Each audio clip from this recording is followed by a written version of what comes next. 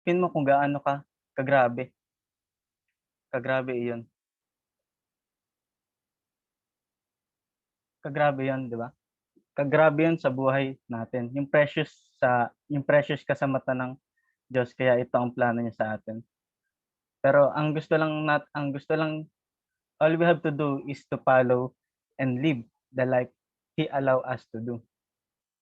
Gumagawa ang Diyos ng kakaiba, gumagawa ang Diyos ng, ah, nais niya na maranasan natin at iyon ay sa tulong niya. That's why napakalaking pribilehiyo yung maging, kaisa at mapili ng Diyos sa isang malaki at maganda niyang plano.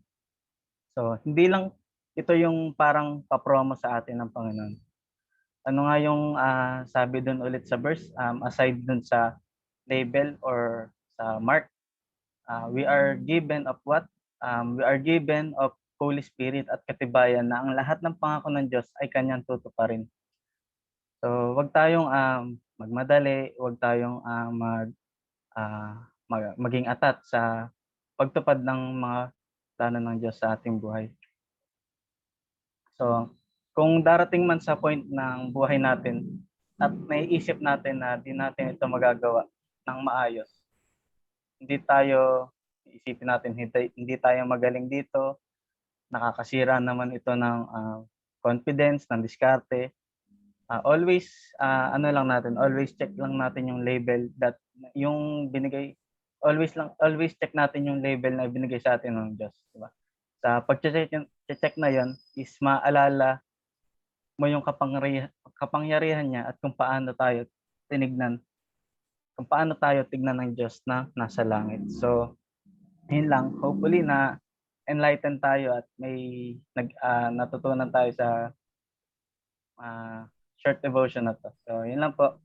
Thank you po. Salamat Kuya Eli. No? Alam niyo, number 2 sa mga characteristic ng who I am in Christ is I am anointed. Tama no? Let me give you an example pagdating sa mga sa mga karnehan. Pansinin niyo kapag ang isang karne may tatak special, iba yung gamit, ayan. Na galing sa quality assurance. Tsaka meron siyang special na gamit. Pero din I am anointed bilang isang mananampalataya na tapat na naglilingkod sa Panginoon. Nandun yung puso niya para sa Panginoon, yung obedience niya sa Lord nandun. Ganyan, lalo tigit na yung pag nagsasalita daw, you are anointed. Di ba? Marinig tayong ganyan, no? Kapag nagsasalita ang isang pastor, ang isang worker sa pulpit, you are anointed. Hindi naman ibig sabihin talaga ng anointed. Alam nyo, lagyan ko yung sinabi ni Kuya, lahat tayo na nananampalataya at tapat na sumusunod sa Diyos, isa sa mga characteristic natin ay anointed. Ano ibig sabihin nun? That you carry out something for the work. Meron kang special na trabaho. Meron kang ikaw ay sinet apart bilang isang tao sa karamihan. Di ba, sinet apart ka talaga sa karamihan. Sabi sabihin mo, di ba galing tayo sa makasalanan, ang tao ay talagang galing sa makasalanan, pero sinet apart tayo ng Panginoon, yung mga taong pinili niya. Di ba dinagdagan natin na yung una that I am chosen, yung kadugtong nung una ni Kuya Harold, ang kadugtong kasi nito is tama yung sinabi niya, kadugtong nito is kay Kuya Eli. So yun lang yung yung gusto ko lang idagdag dito na sinet apart tayo ng Panginoon for His use. Sinet apart tayo for a certain place. Ayan. So, yun doon. Meron talaga tayong, inanoint tayo ng Panginoon because we are really set apart. Ayan. So, and another thing is, ang talaga ng anointed is yung ginamit ka ng Panginoon to empower someone. Ayan. Ginagamit ka ng Panginoon to empower someone. So that's why you are anointed. Kasi yung pananalita mo, yung pagkilos mo ay platform ng Panginoon para magpalakas ng iba. That's why you are anointed.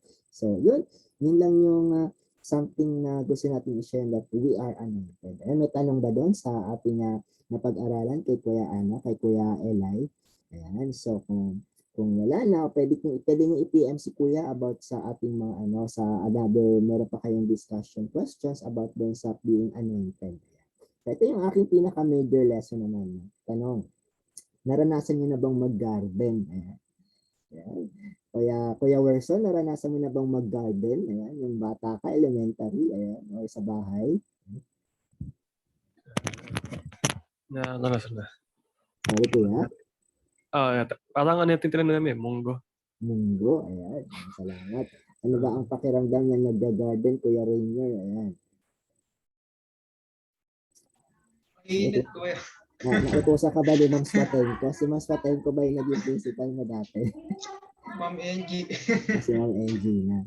Kuya Eli. Naranasan niyo na ba mag-garden? Ayan. Naranasan na ko yan. Sa koko, pumapasok yung ano. Pumapasok. No? Yung umuwi tayo sa bahay ng putikan, o saan ka ba eka galing? Dahil nga pa eka, yung tagapangalaga ng eskwelahan, di ba mga ganun. Ano ba yung mga tinatanong niyo, Kuya Harold, dati, o kahit sa bahay, tinutulungan mo ba si Papa sa pagtatanim dyan, sa bukid, sa gilid ng bukid? Man. Ngayon hindi na, malaki na ako. Tinatamad na ako magtanim. Nung bata ko tsaka sa school, dati, naranasan ko tanim. Gusto ko kasi ayoko kasi mag-aral. Ayoko kasi magklase. Nakikita ko si Kuya Harold, siya ang may parang siya ang, hindi naman sa pero siya yung nanghingibabaw sa magtatagumpay sa magkakapatid. Parang nakikita ko si Kuya Eze, naranasan mo na bang mag-garden? O siya ka bang mag-garden? Opo kuya, madalas po, lalo na po nung LM. Yan. Yung garden po dun sa school lalo na po nung time po namin parang naglagay na rin po ng sariling garden po sa school.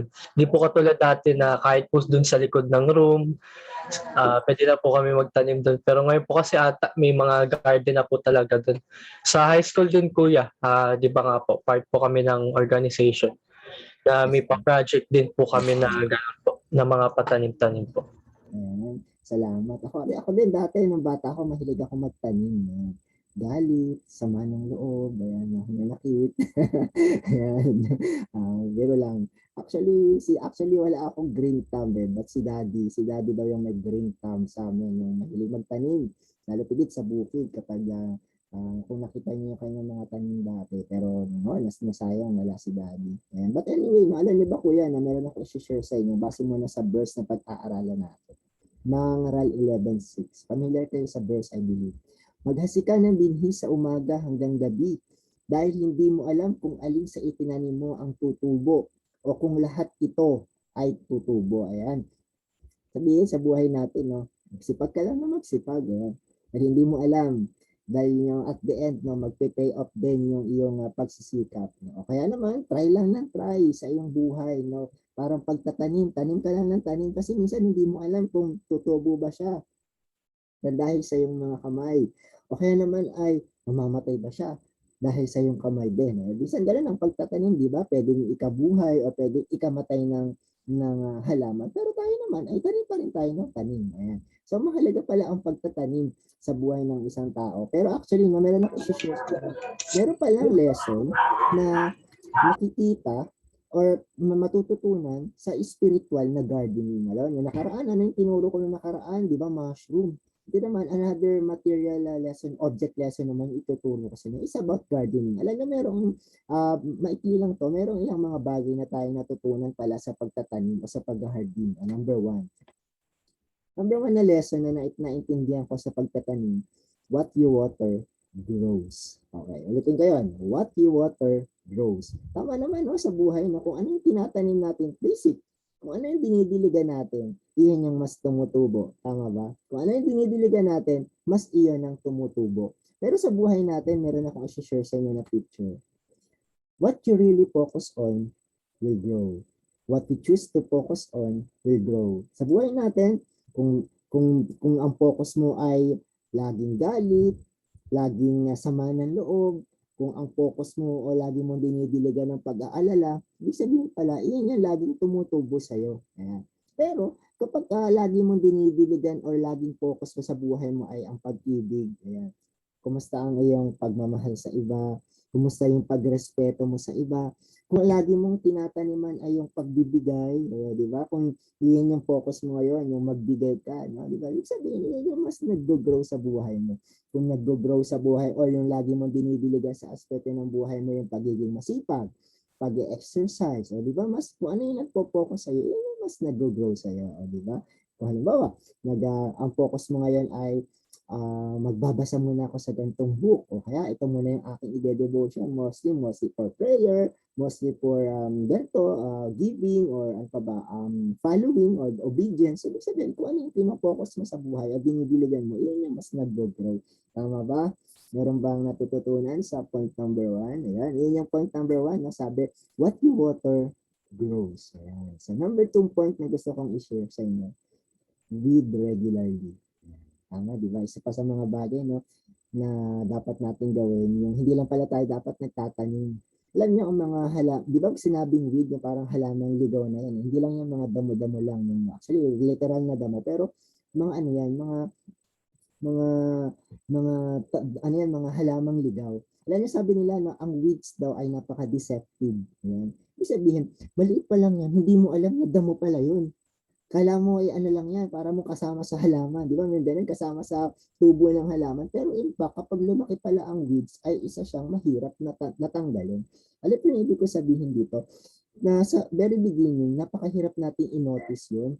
I-notice yung mga tanim, yung mga damo. Pero ito pala yung naintindihan ko, na bago pa man pala mas lumaki yung mga damo, kailangan bunutin mo na to. Dahil ano yung magiging epekto nito? Baaring ma-choke daw yung, ibig sabihin, yung mabulunan, maagawan yung mga tinatanim mong halaman. Kasi, alam niyo kung bakit mga kuya, meron ako i-share sa inyo. The rule is simple lang naman pagdating sa pag-gardening. Kung may nakita kang damo, bunutin mo. Bakit? I have to weed out sin before it becomes habit. I have to weed out sin before it becomes habit. Sa buhay natin, no, kailangan maaga pa lang bunutin mo na para kapag nagtagal ay hindi na maging habit. Ganyan, no, kuya, merong isang bata na nagsabi sa nanay niya habang kumakain siya, no, or something, meron akong project sa school. Sabi ng nanay, you have to learn something. Don't speak when your mouth is full. Tapos ngayon, sabi, dadalhin kita sa lolo mo. Ayan. At meron siyang gagawin para sa'yo. Ngayon, nandun na sila ng lolo niya sa bahay. Pumasyal yung apo niya sa bahay. O, apo, kamusta ka na ba? Mabuti naman po, apo. Ngayon, sabi naman ni lolo, halika, pumunta tayo sa labas. Ayan, meron akong papagawa sa'yo. Ngayon, sabi niya, sige nga, bunutin mo nga yung maliit na halaman na to. Ayan. So, binunot naman ng bata. Yes, nabunot naman na. Yes, lolo, nabunot ko na. Ngayon, binunot, pangalawang pinaano sa kanya, pinabunot sa kanya ng lolo niya, is yung halamang ganito kataas. Ayan. O, sige. Anak, apo, pakibunot naman tong halaman na to. Sige po, lolo. Binunot naman ni apo. At ngayon, hindi naman siya nahirapan. Ngayon, ito na, nung medyo nakita na inutusan ni lolo na, apo, pakibunot nga yung puno ng bayabas. Alam, hindi ko na po kaya. Masyado na pong malaki. Ayan. So, ibig sabihin daw, ganun daw ang maling habits or bad habits sa buhay natin, na kailangan umpisa pa lang, bunutin na natin. Kasi pag nagtatagal na, mahihirapan na daw tayo. Ayan. Sabihin, ano ba yung mga pwede mo sabihin, mga bad habits or mga weeds sa maaring maging sa buhay mo? It could be your distractions. Ano pa ba yung mga distractions sa buhay mo? Kung meron ka pang bisyo sa buhay, ano pa ba? Kung meron ka pa bang sobrang online, tama ko ba sabihin to? Sobrang online, no? Hindi ko sinabing online, walang problema dun eh. Pero yung sobrang online, no, maaring distractions na yun sa buhay mo. Maaring mga bagay na dapat na natin putulin o dapat i-weed regularly. Ayan, di ba? Kasi di ba, yung mga distractions na to, pwedeng lumako ng attention mo para sa Panginoon. Alam niyo na yung bagay na yan. Just to remind lang si Kuya. And then, sana daw, no, wag mo nang hintayin yung weeding time. Ibig sabihin ng weeding time is yung talagang panahon para magdamo. Di ba may mga lugar na may mga tao kasi na minsan lang sa loob ng isang linggo pumupunta sa lugar nila para magdamo. Di ba? After 1 week, madamo na naman, magdadamo na naman sila. Pero ibig sabihin dito, hanggat maaga pa lang, damuhan mo na yung sarili mo. Baka at the end, dumawag na yan, mahirapan ka pang tanggalin yan bilang maging habit. Tama ba? Number 3 ko yan, pangatlong bagay na gusto i-share sa inyo about spiritual gardening. Sharing the harvest is fun. Yeah. Tama ba? Kayo ba ay naranasan niyo na bang umani sa inyong mga hardin? Kuya Rainier, nakaani ka na ba ng mga halaman mo sa iyong tinatanim? Naranasan mo na bang umani, Kuya Rainier? Yeah. Ano ko yan, sakay ina sa bukid dati. Ayan. Sumasama ako dun. Thank you. Si Kuya Hao. Kuya Hao, naranasan mo na bang humarvest? Ayan. Masarap bang mag-harvest? Ayan. Ano? Iba umaani sa amin. Mga tao dito. Ayan. Si Kuya Rainier. Ay, si Kuya Ella. Kuya Ella, naranasan mo bang mag-harvest? Ayan. Siguro naranasan na rin. Dito lang, sa ano lang, mga tanim-tanim lang dito sa ni nanay. Mhm. Ayan. Si Kuya Werson. Kuya Werson, naranasan mo na bang mag-share ng mga hinarvest nyo kapag umaani kayo? Ayan. Na-share ko yan. Dahon ng malunggay. Monggo. Ayan. Ayan. Diba? Ayan ang mga kailangan niya ng mga nanganak na ina, di ba? Ang mga malunggay. Ano pa yung gustong i-share sa inyo? Di ba napakasarap talaga mag-share, no? Masarap mag-share sa iba. Dati tigit, no, yung massive yung harvest. Ibig sabihin, mas malaki yung harvest. Yung tama, wala namang nag-garden na binulok ang mga pananim. Tama ba? Wala atang nag-garden na binulok yung mga pananim. Otherwise, pinabayaan mo yung garden at wala ka ng interest. Pero syempre, yung iba pinapamigay. Ano yung implication dito? Ganun din sana minsan at the end of the day. Yan. Hindi naman sa ano, no, but sometimes you have to share them. Mas, di ba, alam niyo ba yung pakiramdam na nabigyan kayo ng pera unexpectedly, pero wala namang okasyon. Naranasan niyo ba yun? Yung binigyan ka ng pera ng isang tao unexpectedly at wala namang okasyon. Anong mararamdaman niyo pag ganun? Kuya Harold, masaya, di ba?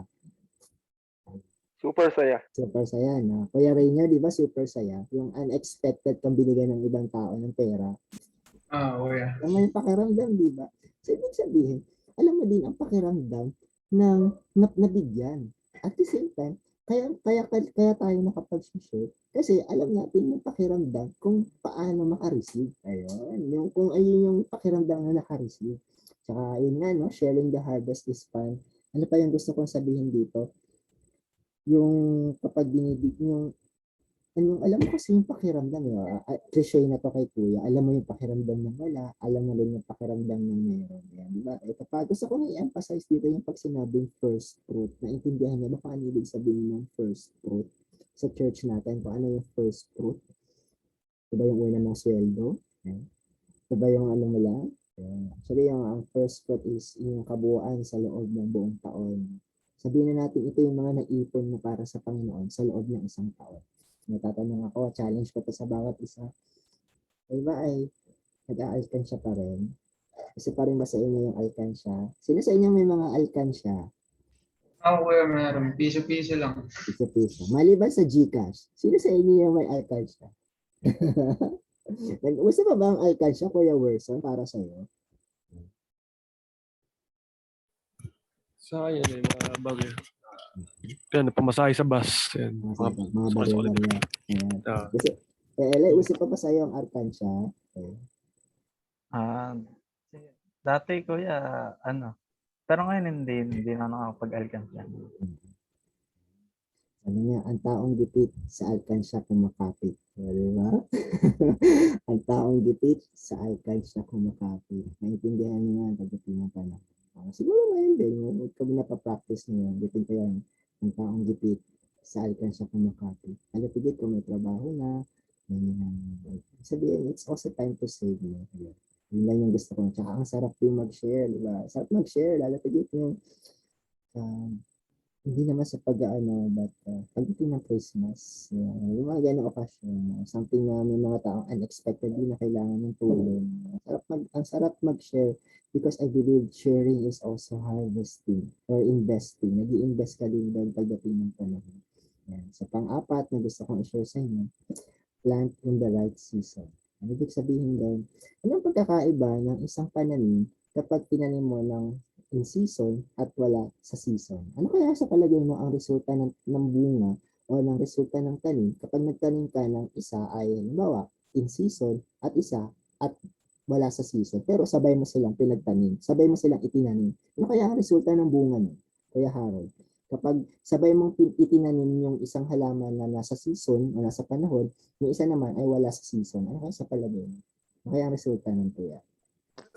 Siguro, mas maraming bunga yung nasa season.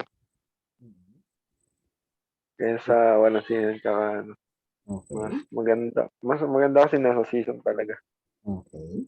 Si Kuya Esek, ano ang pagkakaiba na sabay mong pinagtanim ang isang halaman na in season at yung isa ay out of season? Siguro ganun nga po kuya. Pag po nagtanim ka, hindi sila mag-ano. Siguro mas okay po yung sa right season. Mas okay po yung magiging kakalabasan nung tinanim na po. Unlike po sa mga pagtatanim na hindi po ala po sa tamang season. Parang hindi po maganda yung ano, yung nagiging bunga po ng mga tinanim po. Parang ano, no, yung pilit. Parang pilit. Opo. Yeah, di ba? Tsaka ano, I believe na magiging retarded. Ibig sabihin, nahihirapang lumago ang isang halaman kapag wala sa ano, wala sa panahon ng pagtatanim. Ano ibig sabihin nito? No? Plant in the right season. Ibig sabihin, sino yung may problema dito? Yung nagtanim o yung halaman?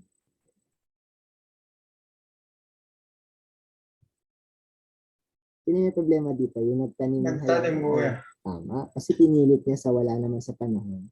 Ibig sabihin sa buhay natin, sometimes you have to wait. Sa buhay natin, we have to wait at your own time.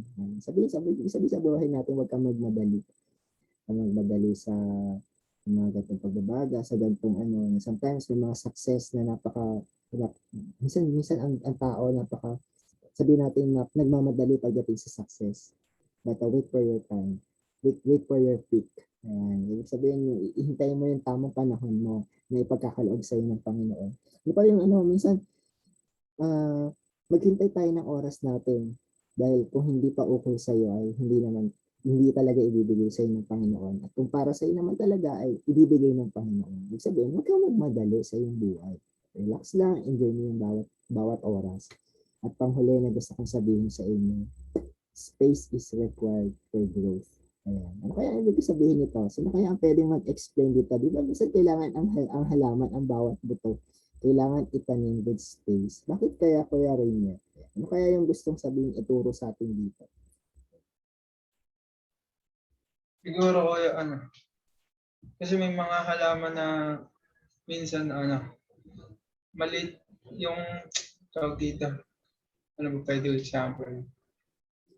Yung mga gumagapang ko na halaman, yung mga kailangan kasi nila ano, mas malaki yung space na magagamit nila para mas lumaki sila tsaka mas madami bunga ko eh.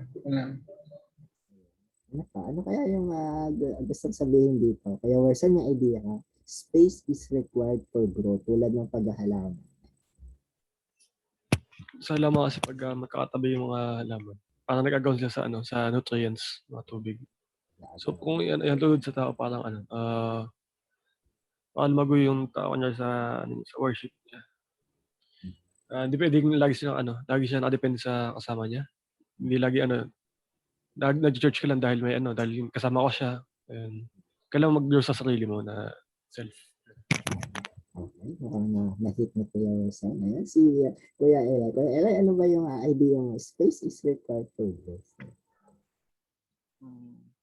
Siguro para sa akin is yung space is napaka talaga, required para sa mga halaman. Siyempre, hindi lang naman sila mananatiling ganun lang yung nila, yung buhay nila. Siyempre, lumalaki rin sila habang habang lumalaki sila is yung nangangain sila ng mga space eh. Kailangan nila ng mas malaking space para is lumaki pa ng nila. Lumaki pa sa tamang nila. Ganun. Okay, any idea pa? Kuya Esek, may idea ka pa? Okay. Space is required for growth.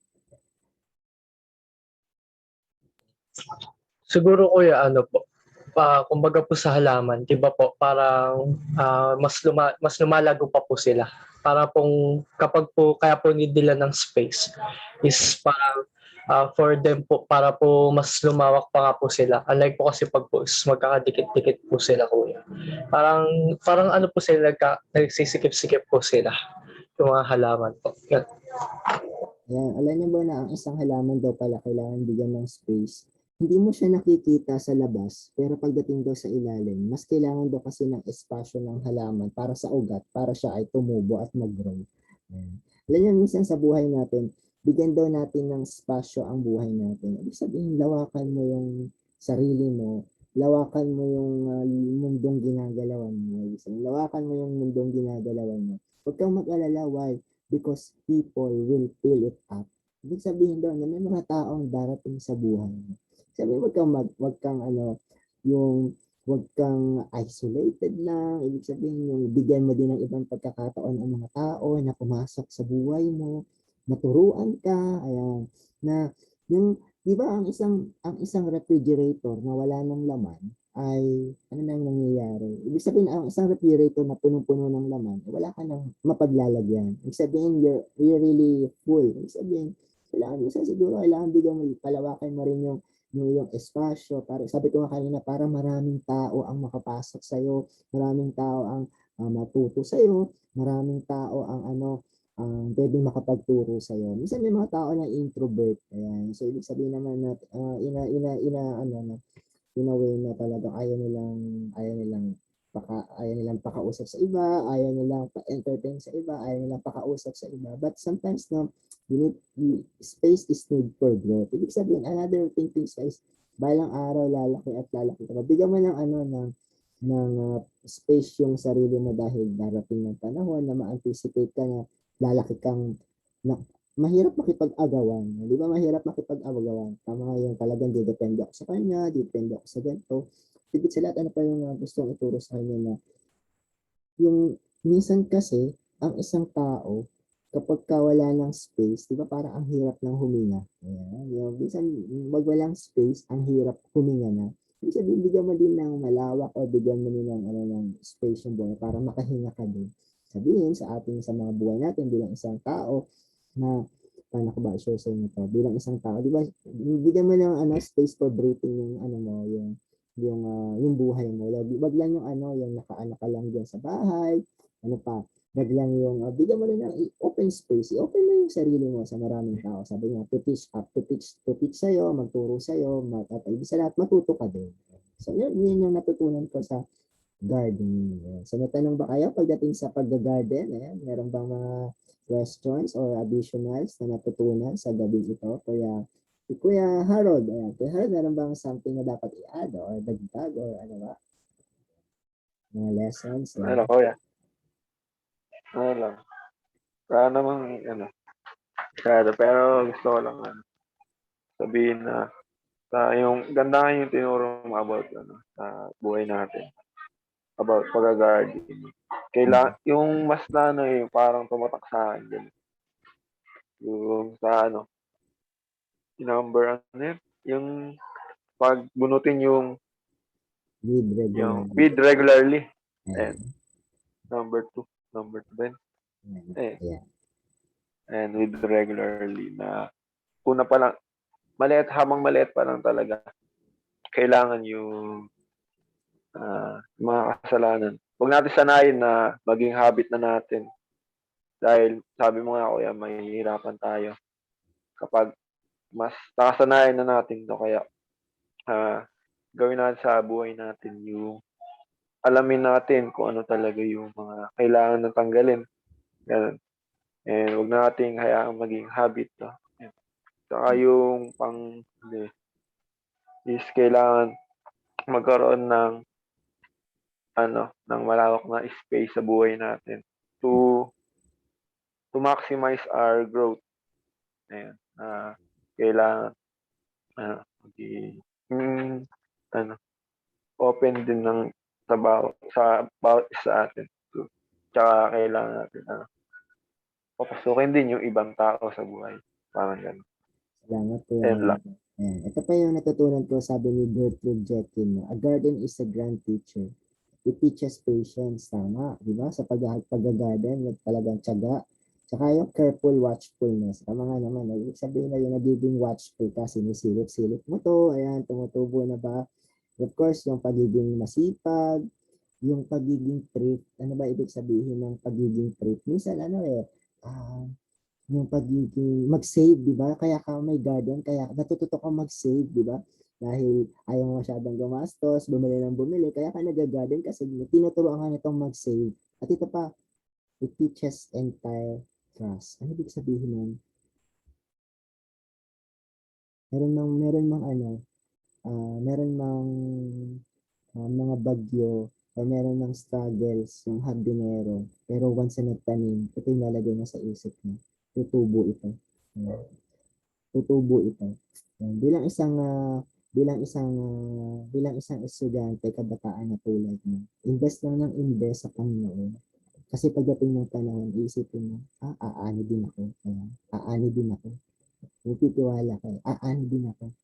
Ano yung pwede mong anihin? Yung mga pagtatanim mo yan, nila pa, pagtatides, pagbibigay, pagtulong sa iba. Ulitin ko yun, hindi mo man ito maranasan, pero pwedeng iba ang makinabang nito. Walang nagkakasakit sa pamilya mo. Kahit kailan, hindi kayo pinabayaan ng Panginoon, di ba? Nakatapos ng pag-aaral ang iyong kapatid. Di ba? It's really trust, no? Hindi lang personal na investment, kundi other people will consume or mag-benefit nito. Alipikit yung pagtatanim mo na ginagawa para sa Panginoon.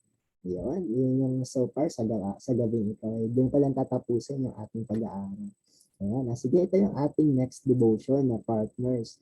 Ako tsaka si Kenneth, si Kuya Elijah, tsaka si Kuya Prince, ayan. Si Kuya Harold, tsaka si Esek, si Kuya Louie, tsaka si Kuya Jazz. Ayan. Si Kuya Werson ay iiwa one-on-one ko muna si Kuya Werson pagdating sa devotion. Next time, Kuya Werson, usap tayo sometimes. So, ang next week natin, ang schedule natin for next week, October 25, ang opening prayer natin yung si Kuya Kenneth. Ayan, natin siya next week kasi nag-chat lang siya. So, sa icebreaker, ako naman next week. And then, ang message 1 natin ay si Kuya Esek, I am love, na makukuha sa 1 John 4:10-12. And then, message 2, si Kuya Aris ulit. And then, ang closing prayer natin ay si Kuya Wilson next week. Ayan. So, ito yung assignment ko. No? Pwede nyo itong screenshot. Ayan. Lahat tayo, I believe, may kanya-kanya interpretation sa picture na to. Ayan. Ano kaya yung ibig ituro ng picture na to? Ayan. Walang maling sagot ha. Pwede nyo screenshot. Ano kaya yung pwedeng ituro ng picture na to? Positive ba yung tinuturo nito o negative yung tinuturo nito? Walang maling sagot ha. It's also, i-PM nyo lang kay Kuya yung inyong sagot. Ayan. Ayan. PM ha, ulitin ko, PM. Ayan. So, hindi sa memory isusulat. Ayan. I-PM po yung sagot. Ayan. Kailangan ko pong mabasa yung mga sagot. Ayan. So, ito. Kailan Kuya PPM? Before Monday. Ayan. Before Monday. Ayan. So, ayan. Ito ngayon, natapos na tayo sa pangalawa. Natapos na tayo sa ating lesson. So, susunod natin ay si Kuya Esek. Actually, talaga, November 1, ang dapat na November 8 na magsa-celebrate tayo. Pero ano yun All Saints Day. I don't know kung ano yung kahinat na yun. Pero I better skip na. Ayan. So, November 8 na yung next na ating si Esek muna, then si Kuya Rain na yan. So, yun lang yung ating lesson sa araw na to, na sana ay nakapulutan nyo ng aral pagdating sa garden. Meron ba kayong tanong? May tanong ba kayo? Okay na? Ako may tanong ako, Kuya. Meron tayong assignment sa mga kababaihan. Kasi kailangan daw nila namin November, sa October 20. Kailan daw kuya extend? October 20, hindi daw ma-extend eh. 20? 20. Matapos natin. Ang Miyerkules? Ako. Tapos na ba yung video nyo kaya? Tapos na yun. Yun yung sa mga Kala ko may kababaihan. tatapos. Yung sa mga pastor at ang pastor, yung sa atin naman gagaling. Pero meron gustong flip flat ata si nanay na settings, yung parang nasa bukid. Yung parang may tinitingnan siyang maraming harvest. Bukas kasi we. 3 klase ko. Kaya kaya pwede. Sabi ko si Kuya Cleto, hindi siya maka-reach, hindi siya reachable. Ayan. Sige, pag-usapan natin, PM na lang natin, personal na lang natin. Sige, sino ba ang ating closing prayers? Kuya Esek na. Apo kaya. Okay, sige po. Tayo po ay manalangin. Dakilang Diyos, tunay po na nagpapasalamat po ang bawat isa sa amin sa mabiyayang mensahe po na ipinagkaloob po sa amin ni Kuya Eli and ni Kuya Aris po, Panginoon. Tunay po, Panginoon, na nagbigay po sa amin ito ng mga lessons po sa buhay namin, sa spiritual gardening po and po sa pagiging anointed po namin, Panginoon. Lord, parang tunay pong napakaganda po ng mensahe na ipinagkaloob niyo po sa amin dahil nga po una-una po napakaganda nga po na nagpo-focus po kami sa mga positives po namin para pong sa pag-gardening po. Para kung ano po yung mga dinidiligan po namin, just like mga positive things po instead of negative things po, Panginoon. Ayun po yung mga nag-grow po sa amin. And Lord, napakaganda rin po, napakasarap po sa pakiramdam na nagbibigay din po na naranasan po ng bawat isa ito na may mga tao pong nagbigay po sa atin in an unexpected situation po, Panginoon. And Lord, ikaw po ang magpala sa bawat isa sa amin, kay Kuya Aris po sa kanyang trabaho, Panginoon, and kay Kuya Eli, kay Kuya Harold, kay Kuya Rainier, kay Kuya Wilson po sa kanilang mga pag-aaral po, sa amin po, sa mga online class po, and sa mga modulars po namin, Panginoon. Ikaw po ang magpala sa bawat isa, ikaw po ang mag-bless sa amin, kung ano po ang kahilingan ng bawat isa, alam ko po, naririnig mo po ito sa bawat isa sa amin, and sa inyo po namin ibinabalik ang lahat ng papuri at pasasalamat in Jesus' name. Amen.